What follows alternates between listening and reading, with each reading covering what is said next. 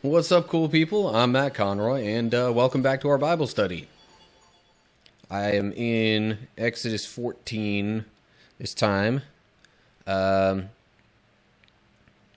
So, quick update on things. The Israelites have finally gotten to leave Egypt. And there was basically about 2 chapters worth of stuff saying how to, remember the occasion for future generations and celebrate it and all that kind of stuff. And then as they were leaving, it was mentioned God decided to take them in a bit of a roundabout way because the most direct route would have taken them through Philistine territory, and they could have been attacked, possibly overwhelmed, and then, wound up going back to Egypt because of that. So God decided, let's go around all that, and, yeah. Then we shouldn't have to worry about fighting people. So that's where we pick things up in chapter 14. Let's just get this thing rolling here. Then the Lord gave these instructions to Moses. Order the Israelites to turn back and camp by Pi Hahiroth, between Migdol and the sea. Camp there along the shore, across from Baal Zephon. Then Pharaoh will think, the Israelites are confused. They are trapped in the wilderness. And once again I will harden Pharaoh's heart, and he will chase after you. I have planned this in order to display my glory through Pharaoh and his whole army. After this, the Egyptians will know that I am the Lord. So the Israelites camped there as they were told.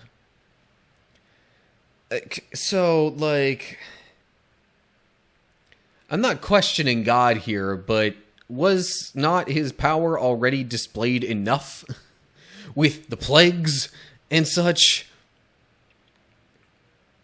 Is this necessary to, have them come back around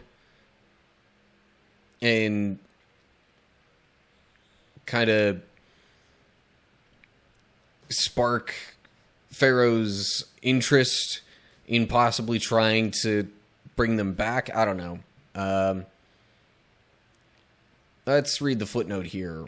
After them. And once again, I will harden Pharaoh's heart, and he will chase after them. Oh, because, maybe the end quote that's right here would possibly go there instead. Because, in case you don't know this about the Hebrew language, there's, no punctuation, or at least there wasn't in, ancient times and texts. So, any and all semblance of punctuation that you see in these things is technically sort of guesswork. But it's educated guesswork. So maybe that maybe that little apostrophe to end the quote from Pharaoh should be down here. And that's why the Hebrew would read after them instead of after you. But anyway, so God's telling them to camp at a certain location, basically where Pharaoh will be able to sort of see them and want to come back after them, I guess, or to chase after them. So, unsurprisingly, next section title. Anyway, verse 5. When word reached the king of Egypt that the Israelites had fled, Pharaoh and his officials changed their minds. What have we done, letting all those Israelite slaves get away? They asked. So Pharaoh harnessed his chariot and called up his troops. He took with him 600 of Egypt's best chariots, along with the rest of the chariots of Egypt, each with its commander. The Lord hardened the heart of Pharaoh, the king of Egypt, so he chased after the people of Israel, who had left with fists raised in defiance. The Egyptians chased after them with all the forces in Pharaoh's army, all his horses and chariots, his charioteers, and his troops. The Egyptians caught up with the people of Israel as they were camped beside the shore near Pi-Hahiroth, across from Baal-Zephon. Again, I'm not best at knowing these pronunciations. I'm taking guesses, essentially, at what I think they would be. So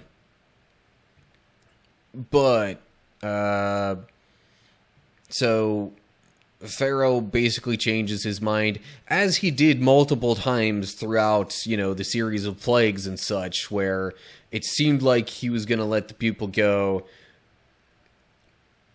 but then either changed his mind just when the plague went away, or kind of just outright said, like, once he found out about a certain bit of information, like who all was going to go or what they were going to take with them and all that kind of stuff, then he changed his mind because he didn't want all of that to leave Egypt. But Pharaoh changes his mind again here, rallies the troops. And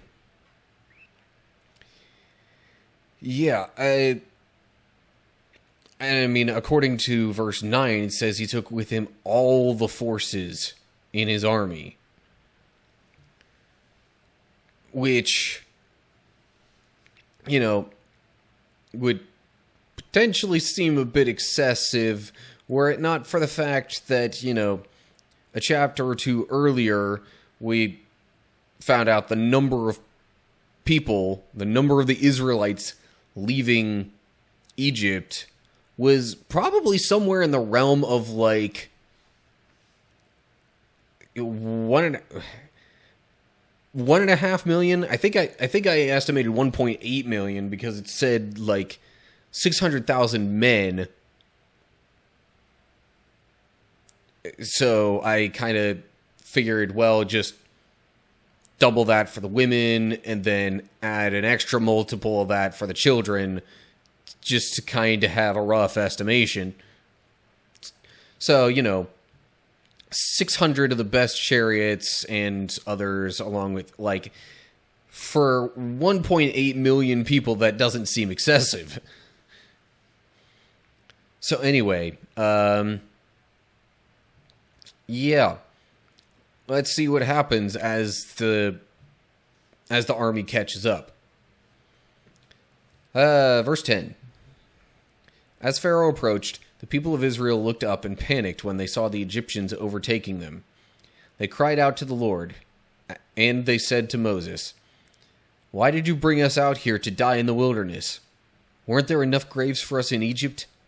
What have you done to us? Why did you make us leave Egypt? Didn't we tell you this would happen while we were still in Egypt? We said, 'Leave us alone. Let us be slaves to the Egyptians. It's better to be a slave in Egypt than a corpse in the wilderness.' But Moses told the people, 'Don't be afraid. Just stand still and watch the Lord rescue you today. The Egyptians you see today will never be seen again. The Lord himself will fight for you. Just stay calm.'" So, I mean,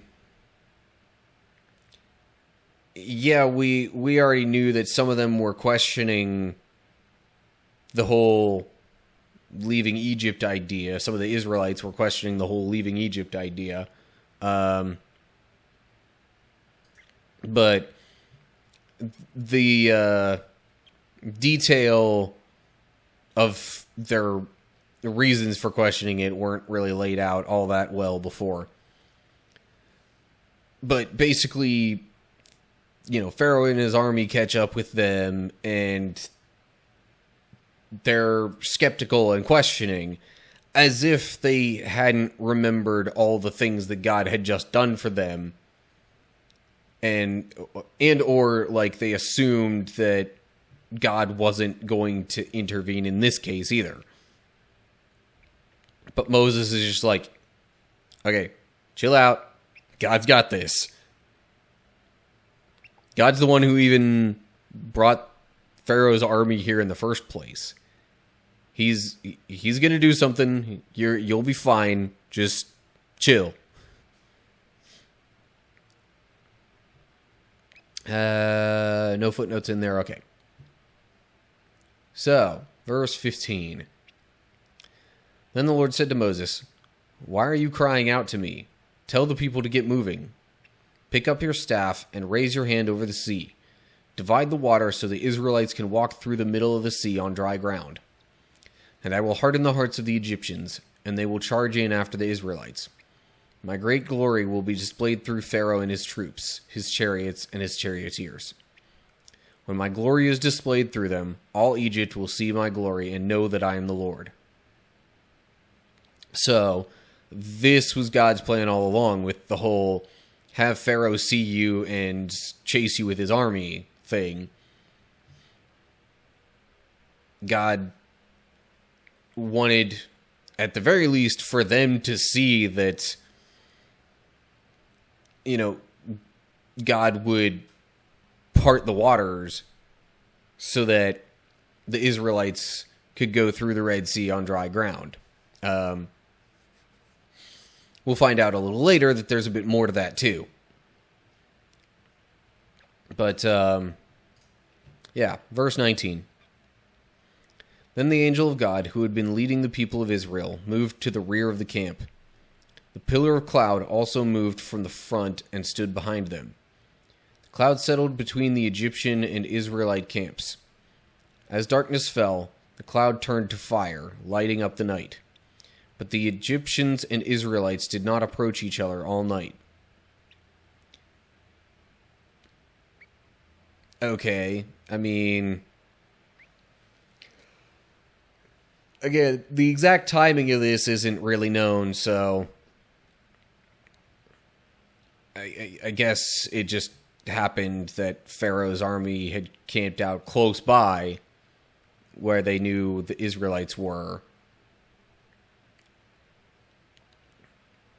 And were probably preparing their attack or whatever they were going to do to try and bring them back to Egypt. So then the pillar goes in between them, and yeah. Anyway, also God's angel kind of went between,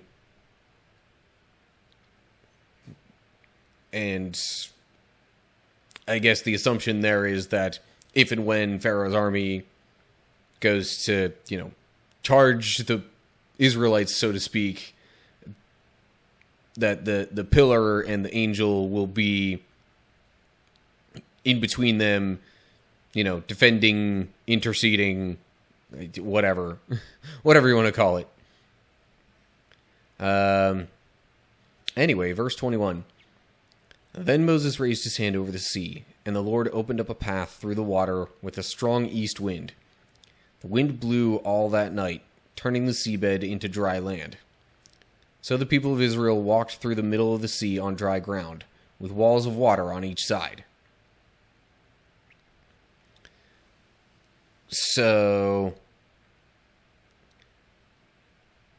I guess, they were camped out for the evening, because generally you don't want to do a whole lot of traveling, especially on foot, at night.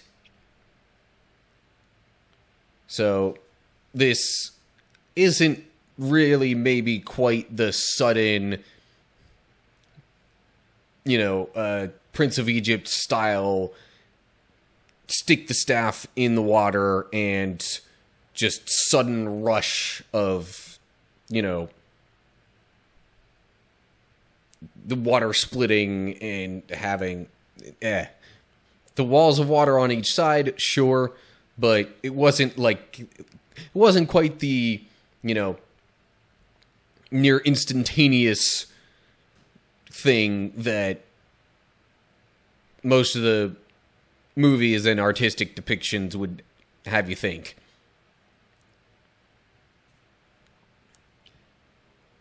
Anyway, verse 23. Then the Egyptians, all of Pharaoh's horses, chariots, and charioteers, chased them into the middle of the sea. But just before dawn, the Lord looked down on the Egyptian army from the pillar of fire and cloud, and he threw their forces into total confusion. He twisted their chariot wheels, making their chariots difficult to drive. "Let's get out of here, away from these Israelites," the Egyptians shouted. "The Lord is fighting for them against Egypt." So, this is kind of the idea I mentioned earlier with the angel and the pillar being between the camps. Pharaoh's army is trying to, come at the Israelites. God's like, nope, here's stuff that's going to get in the way and make things complicated for you.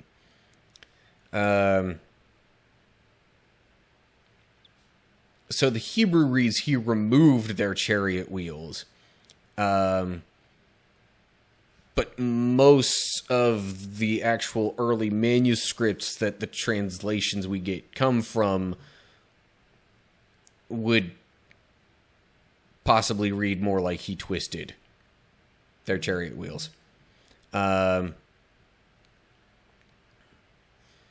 way, point is, the chariots were difficult to move now.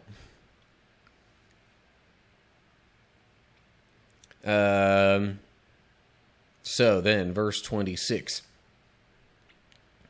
When all the Israelites had reached the other side, the Lord said to Moses, "Raise your hand over the sea again. Then the waters will rush back and cover the Egyptians and their chariots and charioteers." So as the sun began to rise, Moses raised his hand over the sea, and the water rushed back into its usual place. The Egyptians tried to escape, but the Lord swept them into the sea. Then the waters returned and covered all the chariots and charioteers, the entire army of Pharaoh. Of all the Egyptians who had chased the Israelites into the sea, not a single one survived. So, that part is more accurately depicted, I guess. So, if they're walking on what used to be seabed, essentially, it's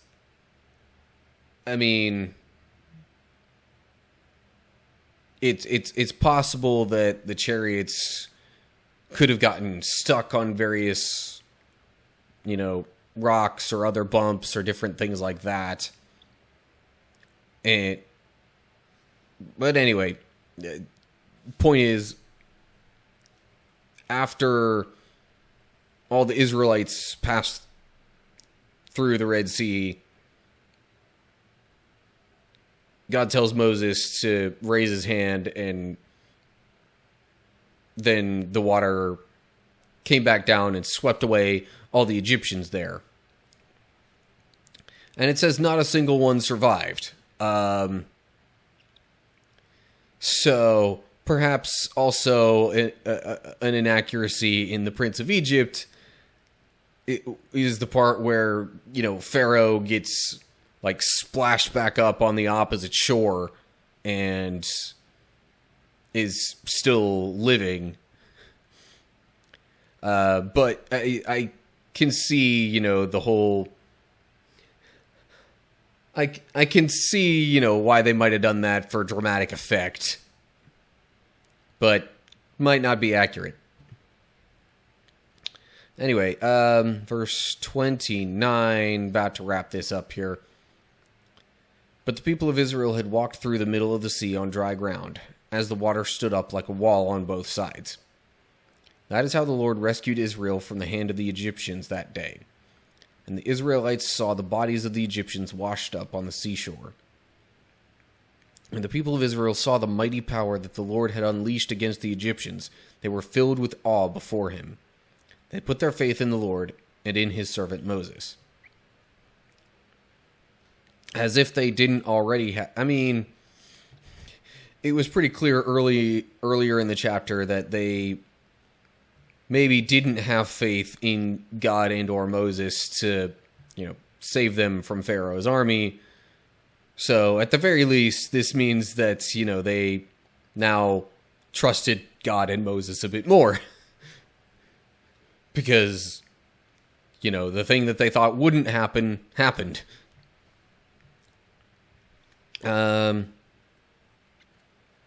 So, if there were no Egyptians who survived this, I'm kind of wondering how the tale was told. I mean, maybe somebody who wasn't quite part of Pharaoh's army or something like that.